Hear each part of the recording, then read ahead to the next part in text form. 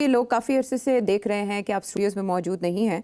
इसी बाबत इज़्ज़त सुबहानी ने नॉर्वे से क्या पूछा है आपसे? आप काफ़ी अरसे से यूरोप में मौजूद हैं, प्रोग्राम में आप स्काइप के ज़रिए होते हैं। काफ़ी महीने हो गए मुझे आपको देखते हुए। तो मैंने आपसे पूछना ये था कि जहाँ तक हमारा एक्सपीरियंस है कि पाकिस्तान से आप जाएँ यूरोप में तो होटल में रहना तो बहुत महँगा होता है, अगर इतना लंबा अरसा आप होटल में स्टे करें। तो वो तो अफ़ोर्ड नहीं कर सकता बंदा, और अगर वो किसी अज़ीज़ रिश्तेदार के साथ रह रहा है, तो यहाँ पे भी जो अज़ीज़ हैं वो हफ़्ता 2 हफ़्ते ही रखते हैं मेहमान, उससे ज़्यादा नहीं रखते। तो आप ज़रा काइंडली ना ये चीज़ क्लियर कर दें कि अगर आप होटल में रह रहे हैं, तो फिर तो आप अपने जो है ना रसीदें दिखाएँ हमें कि ये खर्चा कैसे अफ़ोर्ड हो रहा है। और अगर आप किसी के यहाँ मेहमान हैं, तो फिर उनका भी तारुफ़ करवाएँ कि हमें अंदाज़ा हो कि इतने अच्छे मेहमान नवाज़ लोग कौन हैं। ये काइंडली बता दीजिएगा। आयशा, तुम बड़ी शरारत कर रही हो। मैं चाहती हूँ आप भी मनी ट्रेल दें। हाँ, मनी ट्रेल दे। मेरी अकाउंटेबिलिटी शुरू हो गई है। पहले और किस्म की थी, अब एक और किस्म की शुरू हो गई है। यार, ये जो पर्सनल सवाल है, ये मेरा ख्याल है लोग ज्यादा इंटरेस्टेड नहीं होते इन चीजों में। वो तो they want more political questions, मगर अब सवाल आ गया तो जवाब तो असल में देना आपका पड़ेगा। स्टे काफ़ी लंबा हो गया, तो सब लोग जानना चाह रहे हैं कि लंदन में तो मेरा कोई ख्याल है मैं मेहमान वापस नवाज़ भी नहीं होता। नहीं, मैं वापस आ जाता हूँ। मगर इसका जवाब मैं ये सिंपल सा दे देता हूँ। भाई साहब, ना मैं होटल में हूँ, ना मैं किसी दोस्त के यहाँ ठहरा हुआ हूँ। मेरी फैमिली का यहाँ फ्लैट है, और आपको खुशी होगी ये सुन के कि दैट फ्लैट इज डिक्लेयर्ड। सारी टैक्स रिटर्न्स पे डिक्लेयर्ड है, और टैक्सेस पे दिए जा रहे हैं, और सारा मनी ट्रेल भी जो है वो एफबीआर को पता है। तो इसलिए थैंक यू। चलो, और अगर कोई गलत फहमी थी तो वो भी दूर होगी। अब मेरा ये ख्याल है कि ये अभी डोनाल्ड ट्रंप ज़ेलेंस्की को जो बुलाया है उसने जी। उधर कि आ जाओ, उसको बताएगा। ज़ेलेंस्की मैं नहीं समझता कि अपना मौकफ चेंज करेगा, स्ट्रेट अवे नहीं करेगा। उसका वही मौकफ है कि मैं तो नहीं कर सकता, आइन नहीं बदल सकते, ये हमें क्या मिलेगा इसमें से, वगैरह वगैरह। और वो सहारा लेने की कोशिश करेगा यूरोपियंस की। दूसरी बात ये कि यूरोपियंस जो हैं वो भी अभी इस वक्त थोड़े से टफ हो रहे हैं कि हमें इंक्लूड नहीं किया गया, हमारी सिक्योरिटी का मसला है, अमेरिका की सिक्योरिटी का तो मसला नहीं है, रूस तो हमें थ्रेटन कर रहा है, and so on and so fourth. और वो भी अब शोर पाड़ रहे हैं, हम तो अपने डिफेंस एक्सपेंडिचर बढ़ा रहे हैं, अमेरिका नहीं देता, ना दे हम देंगे, और अभी तो हम तैयार। तो वो भी अब गन डालेंगे, इसमें कोई शक नहीं। और डोनाल्ड ट्रंप फ्रस्ट्रेट हो जाएगा, मेरा ख्याल है। वो ज़ेलेंस्की को भी नहीं मना सकता, और उधर उसको भी नहीं। उसके पास सिर्फ एक हथियार है, वो ये है कि वो नेटो को पैसे देना जो है बंद कर देगा। उधर उधर वो ज़ेलेंस्की को हथियार देने बंद कर देगा कि ये और पीछे हटे। अच्छा। मगर क्या रशिया के ऊपर भी साथ प्रेशर रखेगा कि आप भी तैयारी करें? मेरा ख्याल है वो तीनों तरफ खेलेगा। एक तरफ तो वो रशिया के ऊपर और रशिया के दोस्तों के ऊपर प्रेशर रखेगा, इंडिया के ऊपर और चाइना के ऊपर एंड अदर्स, के रशिया के ऊपर प्रेशर रहे, ये ना समझे कि जीत सारी इनकी होगी। दूसरी तरफ भी प्रेशर रखेगा, ज़ेलेंस्की के ऊपर भी और यूरोप के ऊपर भी, कि आप भी एग्री करें। बिकॉज देखिए, ये बहुत बड़ी हार होगी डोनाल्ड ट्रंप की अगर ये मामला तय ना कर पाया। बिकॉज उसका सारा एजेंडा यही था कि फॉरएवर वॉर्स को मैंने खत्म कर, जी। क्योंकि इंडिया पाकिस्तान की तो कोई खास बात नहीं थी, वो तो किसी वक्त फिर गड़बड़ हो सकती है। जैसे नरेंद्र मोदी बातें कर रहे हैं, वो तो फिर किसी वक्त वो भी हम डिस्कस कर सकते हैं। और तो इसलिए मेरा ख्याल है डोनाल्ड ट्रंप जैसे कहते हैं ना, एक वुंडेड किस्म का टाइगर होगा। वो अब तीनों तरफ अपना प्रेशर डालने की कोशिश करेगा कि आप, ताकि उसके लिए कुछ इसमें से जीत निकले। But it's going to be a long haul, ये कोई आसानी के साथ ये मसला नहीं हल होने वाला। लेकिन रूसी सदर ने टाइम बाय कर लिया, इससे वो क्या फायदा उठा सकते हैं? रूसी सदर जो है वो इस वक्त अपनी फौज को कहेगा कि और पुश करो, निकालो इनको इस इलाके से, उस इलाके से, ये इलाका भी कब्जा करो।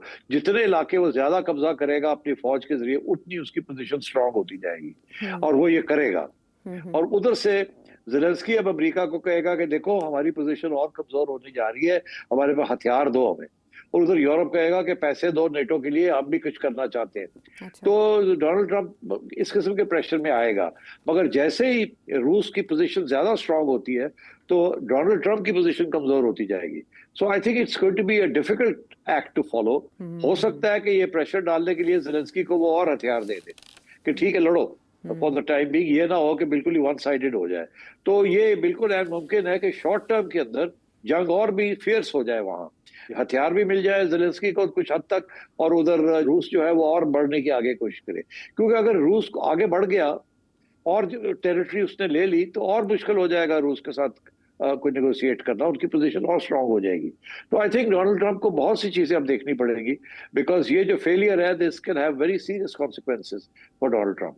अच्छा, इस मीटिंग ने इन अ वे ट्रंप को दोबारा यूरोप और ज़ेलेंस्की की तरफ मोड़ दिया है। इससे पहले वो तने तनहा चले थे और उन्होंने ज़ेलेंस्की को मक्खन में से बाल की तरह निकाल दिया था। अब वो पीर को जब मिलने जा रहे हैं तो ज़ेलेंस्की बता रहे हैं सबको सोशल मीडिया पे कि मैं ट्रंप को बता दिया है कि अगर आप रूस पे पाबंदियां नहीं लगाएंगे तो वो ट्रायलैटरल मीटिंग के लिए राजी नहीं होगा, और अगर वो नहीं होता तो आप मजीद पाबंदियां लगाएं, प्रेशर रखा जाना चाहिए। फ्रेंच प्रेसिडेंट भी यही कह रहे हैं, कीयर स्टामर भी यही कह रहे हैं कि ट्रंप के बगैर यूक्रेन में अमन मुमकिन नहीं है। सो यूरोप के लिए भी विंडो ऑफ अपॉर्चुनिटी मिल गई अगर टाइम बाय कर लिया पुतिन ने तो?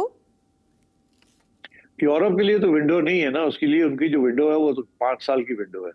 उनके पास ना हथियार है ना बजट्स हैं इस वक्त के उनकी हेल्प की जाए यूक्रेन की। यूक्रेन की हेल्प तो सिर्फ अमेरिका ही कर सकता है by giving them the weapons that they want.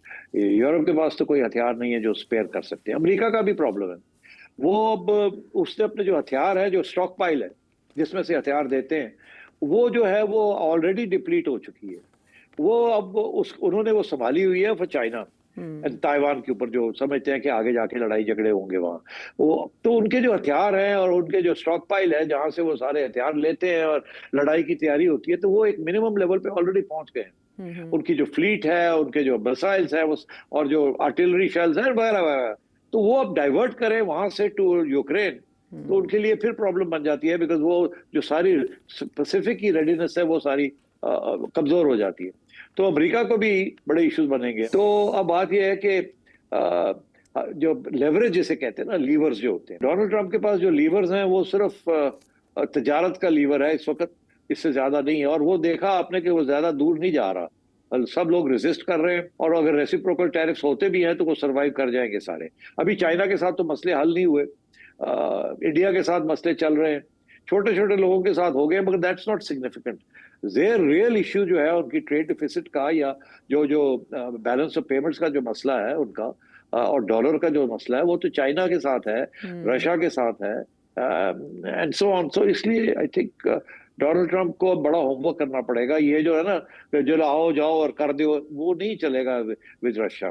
Russia ने उनकी पहली ब्लफ जो है वो कॉल कर ली है। Donald Trump has been exposed and he is very impatient. Putin और ये रूसी लॉन्ग गेम खेलते हैं, इनको कोई जल्दी नहीं है। देखे ना, उन्होंने पूरी फौजें इकट्ठी करके भेज दी है वहां, उनके बड़ा नुकसान भी हुआ है, मगर वो पुश ऑन कर रहा है, ही इज पुशिंग ऑन।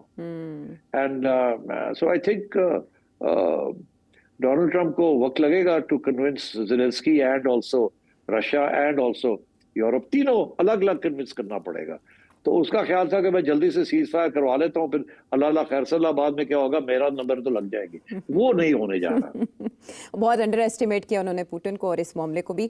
और प्रेसिडेंट पुतिन जो हैं वो फतेहयाब इसके पहले फेज में तो दिखाई दे रहे हैं, लेकिन प्रेसिडेंट ट्रंप के लिए अभी इस जंग के हैं।